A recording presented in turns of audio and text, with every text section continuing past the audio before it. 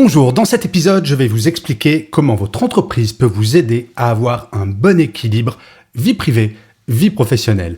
Je suis Gaël Châtelain-Berry, bienvenue sur mon podcast Happy Work, le podcast francophone le plus écouté sur le bien-être au travail. Happy Work, c'est une quotidienne, donc n'hésitez surtout pas à vous abonner sur votre plateforme préférée. Vous serez au courant de tous les nouveaux épisodes et surtout, cela permettra à Happy Work de durer encore très longtemps. Alors, comment votre entreprise peut-elle vous aider à avoir un bon équilibre vie privée, vie professionnelle ? La question de l'équilibre vie privée, vie professionnelle s'est invitée de façon très forte pendant le premier confinement. Même si ce sujet était déjà très présent chez les spécialistes RH comme moi depuis des années, le fait que notre travail entre de façon radicale dans notre sphère privée du jour au lendemain a accéléré une prise de conscience souvent faible de la problématique. Du fait du numérique, la frontière entre ces deux vies est devenue de plus en plus floue et cela nous semblait presque normal. Cependant, vous l'aurez probablement remarqué, l'une des deux vies est beaucoup plus problématique que l'autre quand il s'agit de passer au second plan. Et oui, au travail, nous savons bien du fait de notre éducation, de notre culture, qu'elle soit personnelle ou d'entreprise, que nos problèmes perso n'ont rien à faire au travail. Alors que le fait de recevoir un email de son manager le soir, le week-end ou pendant les vacances ne semble pas plus choqué que cela. Cependant, les nouvelles sont plutôt bonnes. En effet, d'après le sondage réalisé la semaine dernière sur LinkedIn auprès de 3268 personnes, merci au passage pour tous les votants, vous êtes 57% à considérer que votre entreprise prend bien ou très bien soin de votre équilibre vie privée, vie pro. Ce n'est pas mal du tout, à vrai dire. Pour être honnête, je m'attendais à un résultat plus équilibré. Mais je suis le citoyen d'un pays qui compte, au moment où j'écris ces lignes, 2,5 millions de personnes en burn-out sévère. Et je ne peux m'empêcher de penser aux 43% de personnes pour qui ce n'est pas le cas. Oui, avoir un bon équilibre entre nos vies personnelles et professionnelles est l'une des meilleures armes contre le burn-out. Certains et certaines diront que ce n'est pas l'affaire des entreprises, mais que c'est une question individuelle. Ce point de vue m'a toujours choqué, profondément choqué. Personne ne demande à son manager d'organiser des réunions à 19h un vendredi, ou à recevoir des emails à toute heure du jour et de la nuit, ni d'avoir une pression démesurée pour réduire les délais. S'il est vrai que nous avons toutes et tous une responsabilité individuelle dans notre capacité à déconnecter et à dire non, vous avouerez qu'il est tout de même plus simple d'évoluer dans un environnement professionnel où notre vie privée est considérée comme importante. Alors, que peut faire une entreprise pour agir concrètement ? La première chose à faire, c'est un bilan, un vrai bilan. Combien d'entreprises connaissent véritablement le volume d'emails, par exemple, envoyés en dehors des horaires de travail, ou le nombre de réunions organisées après 18 heures ? Je vous l'affirme, peu, très peu, trop peu. Et pourtant, ces chiffres sont extrêmement simples à obtenir grâce au numérique. Et oui, une simple, entre guillemets, demande à sa direction informatique et les chiffres seront révélés. Et croyez-moi, ils sont souvent très impressionnants. Bien entendu, faire une étude en interne sur la perception des salariés et sur les points d'amélioration nécessaires est également efficace, mais souvent coûteuse. Commencez par exploiter les données déjà à disposition. Sans aucun investissement est un bon point de départ pour prendre conscience de la problématique. Quand, dans une grande entreprise avec laquelle je travaille, le constat est fait que pratiquement 100% des cadres se connectent en dehors des heures classiques de travail, se poser des questions est plus que légitime. Saviez-vous que la première cause d'absentéisme est le stress généré par son travail ? Et saviez-vous que moins de 50% des DRH connaissent le niveau moyen annuel d'absentéisme de son entreprise ? Et encore moins son coût ? Quand on sait qu'en France, l'addition annuelle de celui-ci, de l'absentéisme, est supérieure à 100 milliards d'euros, cela donne à réfléchir.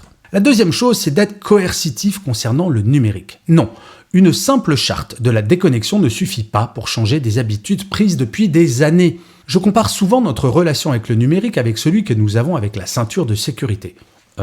Quel rapport, me direz-vous ? Eh bien, nous savons toutes et tous que la ceinture de sécurité, comme le fait d'avoir un bon équilibre vie privée, vie professionnelle, c'est important pour notre santé. Pourtant, en 1973, peu de personnes mettaient leur ceinture au volant. Au regard du nombre de morts sur les routes cette année-là, le gouvernement décide de la rendre obligatoire sous peine d'amende. Pour rappel, ça coûte 135 € si vous l'oubliez aujourd'hui. 50 ans plus tard, auquel d'entre vous viendrait-il l'idée de ne pas mettre sa ceinture en conduisant ? Très peu. Il aura fallu la peur du gendarme pour changer une habitude. Et c'est pour cela que, par exemple, Michelin envoie un email de rappel si un salarié se connecte plus de 4 fois en un mois à sa boîte email en dehors des horaires de travail. et sera convoqué par sa hiérarchie si il ou elle continue afin de trouver une solution. C'est pour cela que Volkswagen ferme ses serveurs email en Allemagne de 17h30 à 7h du matin, ou que Daimler supprime tous les emails reçus par un salarié pendant ses vacances. Dans une organisation, il suffit d'une personne qui ne respecte pas la déconnexion pour que toute l'entreprise fasse de même. Il en va de même pour les réunions tardives. La troisième chose, c'est de sensibiliser les managers. Un escalier se nettoie par le haut, c'est bien connu. Si la direction d'une entreprise n'applique pas à elle-même de bonnes règles d'équilibre vie privée, vie professionnelle, il n'y a aucune chance pour que les salariés le fassent, absolument aucune. Il y a quelques années, j'ai refusé une mission de conseil sur ces questions car la DRH avait refusé que le comité exécutif soit concerné par ce sujet. Exprimer clairement à son équipe qu'il n'y a pas que le travail dans la vie est important, fondamental même. Par contre, imaginer que cet équilibre sera le même pour toutes et tous est un leurre et l'arrivée massive à venir des demandes de flex horaire ne simplifiera pas la tâche, je vous l'accorde. Cependant, avoir un rendez-vous en tête-à-tête avec chaque membre de son équipe pour évaluer la qualité de son équilibre vie privée, vie professionnelle est un bon point de départ. Il y a une grande différence entre un salarié qui écrirait un mail à 21h avec un envoi différé bien entendu, après avoir passé une journée entière à travailler, et un autre qui ferait de même, mais est allé faire un tennis de 16h à 18h avec son meilleur ami. L'important est que les tâches soient réalisées, ni quand, ni en combien de temps elles le sont. Nous avons trop souvent tendance à imposer des horaires fixes, ce qui est une obligation pour certains métiers, je vous l'accorde. Désormais, ce n'est plus notre vie personnelle qui doit s'adapter à notre vie professionnelle, c'est exactement l'inverse, et il faut nous en réjouir. Complexe, oui, mais c'est le prix à payer pour fidéliser les salariés et avoir une bonne image employeur. Et en ces temps de grande démission, c'est important. La quatrième chose, c'est de changer de culture en valorisant la vie privée. Soyons clairs, il ne peut y avoir de vie professionnelle épanouie sans avoir un bon équilibre entre vie perso et vie pro. Paradoxalement, plus la vie professionnelle prend de la place dans la globalité de notre vie, et moins l'énergie que nous pourrons y mettre sera grande, jusqu'à l'extrême qu'est le burn-out. Je le rappelle souvent, mais les personnes faisant un burn-out sont systématiquement les personnes les plus impliquées dans leur travail et qui laissent leur travail envahir leur espace personnel. Voilà quelques phrases qui ne devraient plus être systématiquement honteuses en entreprise. Première phrase. Je ne peux assister à ta réunion planifiée de 18h à 19h. Désolé, je vais au théâtre.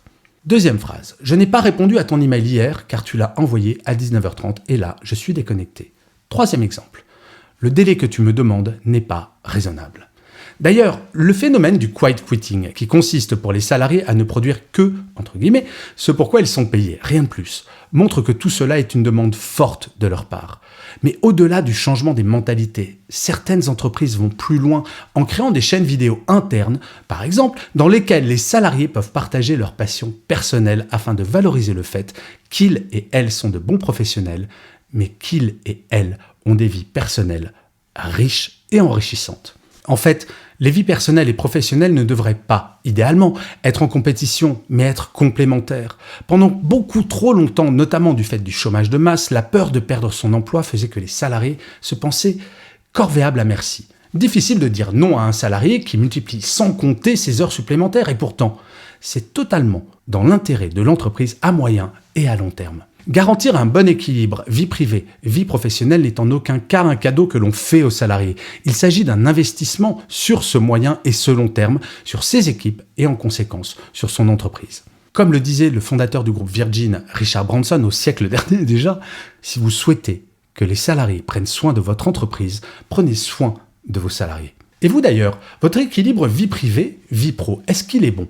Eh bien pour le savoir, vous pouvez aller sur mon site web www.gchatelain.com. Il y a un test gratuit pour le savoir et peut-être pour changer quelques habitudes.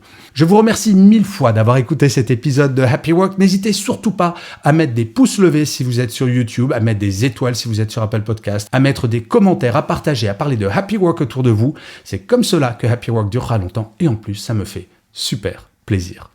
Je vous dis rendez-vous à demain et d'ici là, plus que jamais, prenez soin de vous. Salut les amis.